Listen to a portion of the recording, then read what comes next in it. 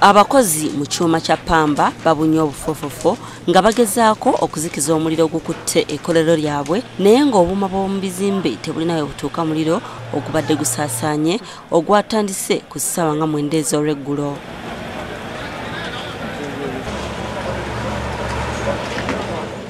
Okutuusa ebimotoka ebizimya mwoto 3 bwe bituuse ng'ekimu kisindikiddwa okuva eggulu so ng'ebirala 2 bivudde lira.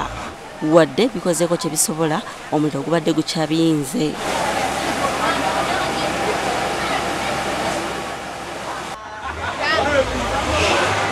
Bwe ziweze ssaawa 11 ez'olweggulo olwo ekimotoka ekirala ne kiyingirawo okuva e Soroti kyokka nga kati ebintu ebiwera bibadde bisirikidde mu nnabbambula w'omuliro. Omuliro guno gwavudde ku abasajja badde ba weldinga.